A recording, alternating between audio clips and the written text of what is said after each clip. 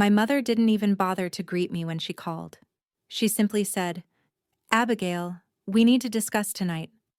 I was standing in front of a 400-degree oven, sweat sliding down my back, flour dusting my eyelashes like frost. It was 4 o'clock in the afternoon on a Friday, the busiest rush at the Gilded Crumb, and my mother was phoning to tell me I wasn't welcome at my own sister's engagement dinner. She said Haley wants everything to be flawless tonight, aesthetic, you know. And well, you always carry that smell on you, that yeast scent, and your hands are always marked. You look like a peasant, Abigail. It just doesn't match the old Boston vibe she's curating. I stood there clutching a tray of blistering hot sourdough, and I felt my chest turn to ice. I didn't argue. I didn't plead. I just murmured, "Okay," and I ended the call. Before I tell you exactly how I made them regret that call, drop a comment and tell me what time it is where you are right now. I always wonder who's awake with me. I remained there for a long moment after the screen went dark, simply listening to the steady hum of the convection ovens. People think baking is dreamy.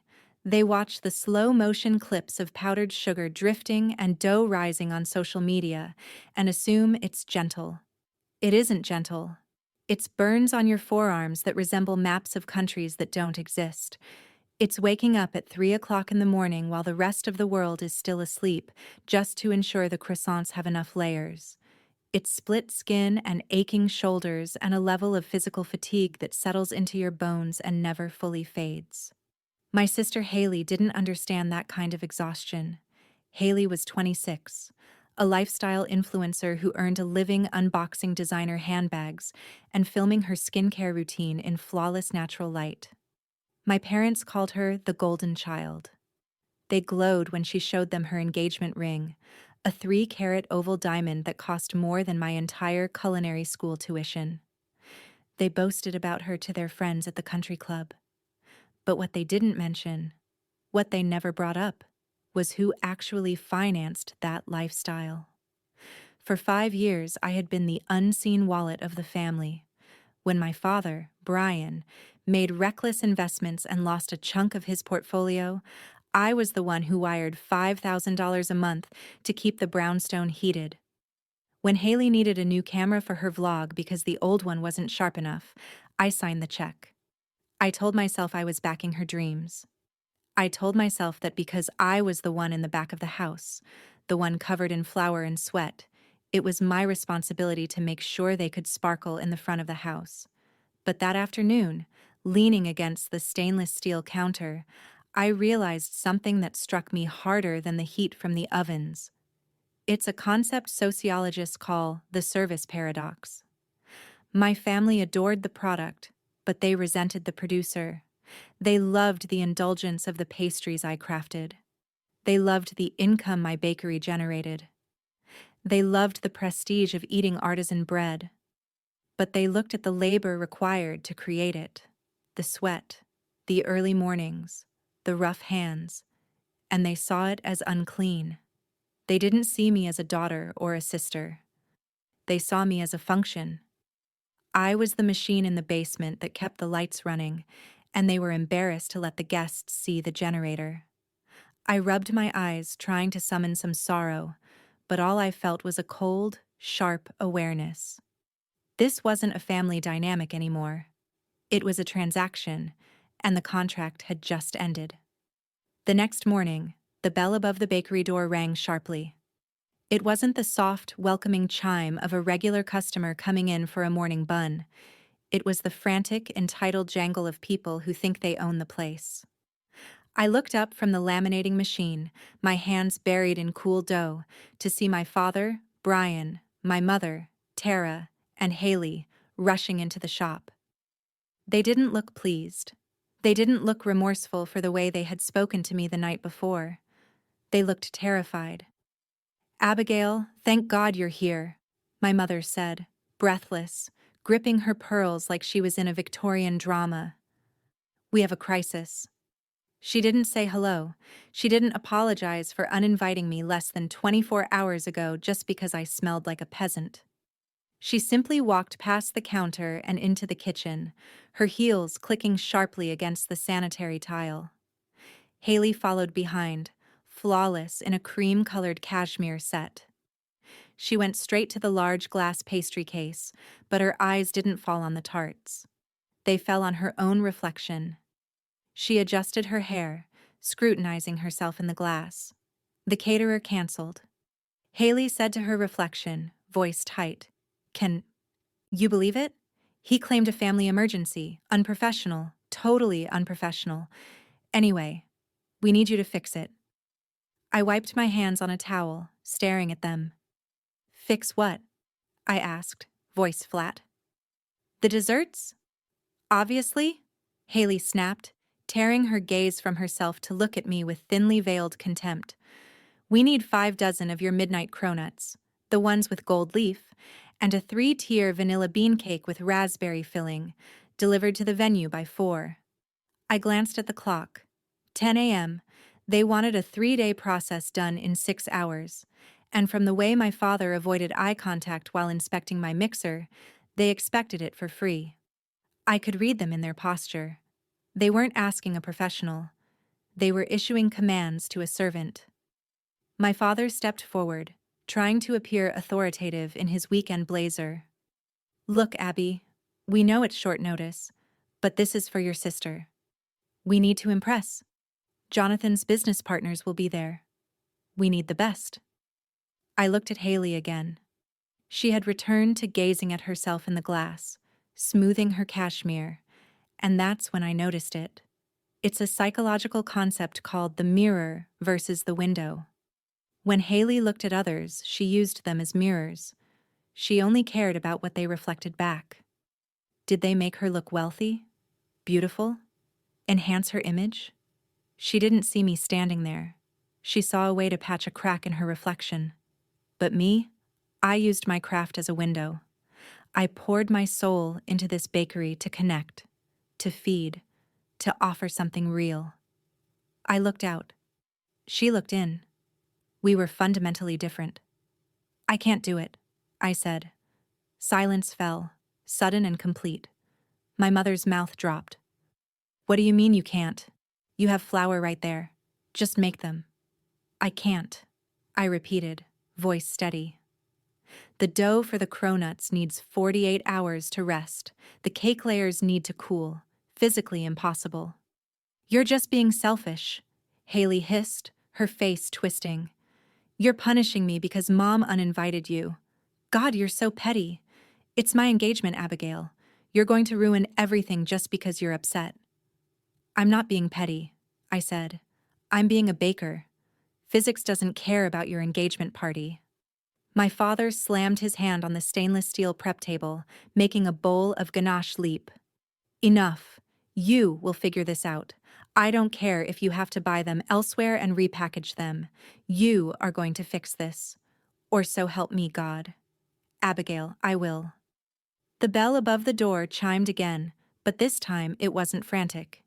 It was deliberate, heavy, the kind of entrance that changes the air in a room. My family froze. They turned to the front, recomposing themselves instantly, masks back in place. In the doorway stood a man in a charcoal suit more expensive than my delivery van. Tall, salt and pepper hair, eyes sharp as a hawk's. Jonathan, the billionaire hotel mogul, Haley's fiancé. Haley squealed, rushing toward him, hands fluttering. "Jonathan, what are you doing here? You're not supposed to see me before the party." She aimed for a picture-perfect embrace for whoever might be watching. But Jonathan didn't stop. He didn't hug her.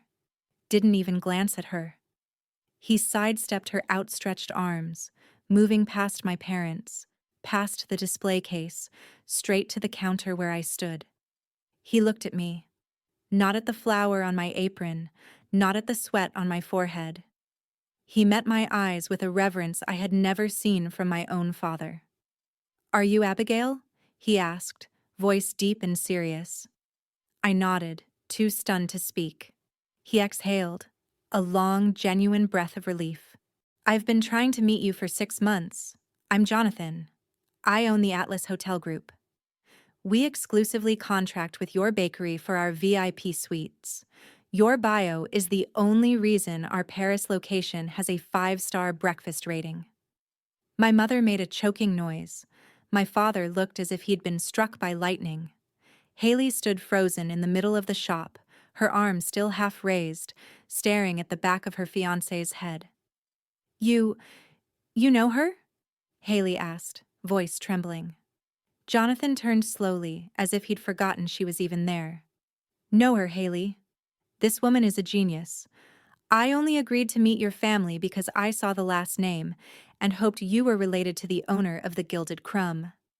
The air vanished from the room. It was a vacuum of shock. Jonathan looked back at me, his expression shifting from professional admiration to confusion. I sent you 5 emails, Abigail. My team sent contracts. We wanted to partner with you to open a flagship in our new Tokyo hotel. Why didn't you ever respond? We thought you weren't interested, he added. I frowned, wiping my hands on the towel again. I never got any emails, I said. I check my inbox every night. I would never ignore an offer like that. Jonathan pulled out his phone, tapping the screen a few times, then turned it toward me. The email chain was there, but the reply address wasn't mine.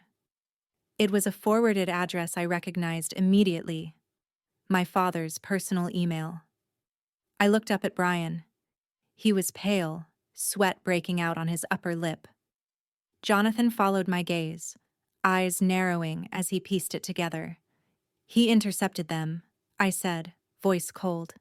Dad, you had access to the server from when you helped me set up the domain. My father stammered, backing against the heavy industrial mixer. I was protecting you, Abby. You weren't ready for Tokyo. Too much pressure.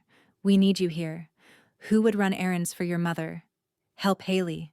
I was keeping the family together. Jonathan let out a short, humorless laugh. You blocked a multi-million-dollar partnership so she could be available to run errands? Haley stepped forward, desperate to salvage the moment, grabbing Jonathan's arm. Babe, it doesn't matter. Misunderstanding. Look, we're here now. Abigail can bake tonight's pastries, and we'll talk business later. Family first, okay?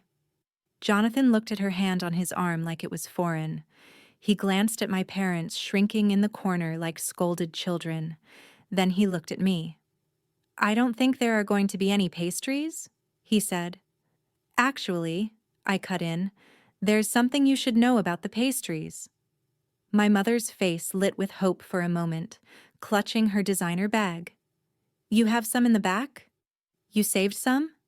She asked, desperate. No, I said. See, the Midnight Cronuts sell out 3 months in advance. There's a waiting list. And the batch I made this morning, the ones you wanted. Where are they? Haley demanded. I already donated them. Donated them? Haley shrieked. To who? To the women's shelter on 4th Street, I said. I drop them off every Friday at 9 a.m. The cupboard is bare, Haley. Nothing here for you.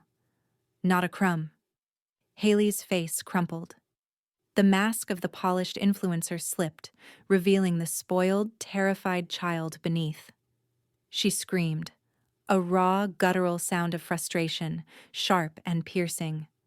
You are jealous, she yelled, face turning an ugly mottled red. You've always been jealous of me. You're just a baker, Abigail. You play with flour while I build a brand. You're sabotaging my happiness because you can't stand that I'm winning. You're bitter, ugly, ruining my life. She panted, chest heaving. My parents rushed to comfort her, cooing, patting her back, shooting me looks of pure hatred. My mother whispered something about me being cruel, and my father stepped forward, looking as if he were ready to physically force me to start baking. I looked at Jonathan. He stood perfectly still, watching Haley, his face unreadable, carved from granite. He looked at the woman he was meant to marry, witnessing the ugliness spilling from her, the entitlement, the cruelty, the total absence of grace. Then he looked at me, standing calm in my flour-dusted apron. I said nothing. This is a technique called the power of non-reaction. When someone is self-destructing, you don't interrupt them. You don't fight back. You don't defend yourself. You let the silence amplify their chaos. If you scream back, you fuel them. If you stay silent, you become a mirror. I let the room ring with her insults. I let the quiet stretch, heavy, suffocating, unbearable. I let them sit in the noise they had made. Then I moved. I reached behind my neck and untied my apron. The fabric rustled softly as I pulled it over my head. I didn't throw it. I laid it on the stainless steel counter and folded it, corner to corner, edge to edge, perfectly square. The discipline of the kitchen.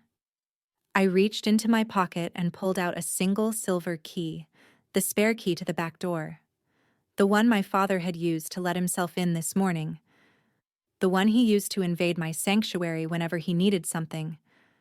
I placed the key on top of the folded apron. Click. Then I took out my phone. I opened my contacts. I found Mom. Block. Dad. Block. Haley. Block. I did it slowly, deliberately, holding the screen at an angle so they could see exactly what I was doing. Abigail, what are you doing? My mother whispered, color draining from her face as the reality hit. You can't just... I'm clocking out, I said. My voice was quiet, but it cut through the room like a serrated knife. I turned to my sous chef, Marcus, who had been watching wide-eyed from the prep station, a tray of cooling scones in his hands. Marcus, you're in charge, I said. Close up early today. Lock everything. Everyone gets paid for the full shift. Yes, chef, Marcus said, straightening. I walked around the counter. I passed my father, who wouldn't meet my eyes, his bluster gone now that his leverage had evaporated. I passed my mother, trembling, realizing she had just lost her ATM and her punching bag in 5 minutes. I passed Haley, sobbing into her hands, her engagement party ruined, not by me, but by the truth. I stopped in front of Jonathan. I'm going to get a coffee, I said. You're welcome to join me. Jonathan didn't hesitate. He didn't look at Haley. He didn't say goodbye to the parents he had been trying to impress. He turned his back on them, on the fiancé, on the aesthetic, on the entire toxic circus. After you, he said, and we walked out the front door into the snowy Boston street. The bells chimed above us one last time. Behind us, the bakery smelled of burnt sugar and regret. Out here, the air was cold and clean. I took a deep breath, icy air filling my lungs, and for the first time in 5 years, I didn't feel their weight on my shoulders. I felt light. The fallout was spectacular, but quiet. No police, no screaming matches in the street. Just the devastating arrival of consequences. Jonathan ended the engagement that night via text. He didn't do it cruelly. He did it decisively. He cited a fundamental incompatibility of values, corporate speak for. I realized you and your family are monsters. Haley tried to spin it on social media, posting a tearful video about being blindsided and how her jealous sister ruined her big day. But without Jonathan's money and connections, her content dried up. The engagement party venue sued her for cancellation fees. The aesthetic she had curated crumbled because it had been built on a foundation I had been funding. Her followers saw the facade of her lifestyle and moved on to the next shiny thing. My parents were left with a leased brownstone they couldn't afford and a pile of debts they couldn't pay. Without my monthly transfers, the heat was turned off in February. They had to downsize to a condo in the suburbs, far from the old Boston image they cherished. They tried to reach me through cousins and aunts, sending messages about family unity and forgiveness. I never replied. I didn't need to. I had already said everything when I placed that key on the counter. 1 year later, I stood before a massive glass storefront in Tokyo. The sign above read, "The Gilded Crumb. in elegant gold lettering. It was the flagship Jonathan and I had opened together. Jonathan stood beside me, holding the ribbon-cutting scissors. We weren't a couple. We were partners. He respected my craft, and I respected his vision. He looked at me and smiled, not with pity, but with the same reverence he had shown that day in the bakery. I scanned the crowd.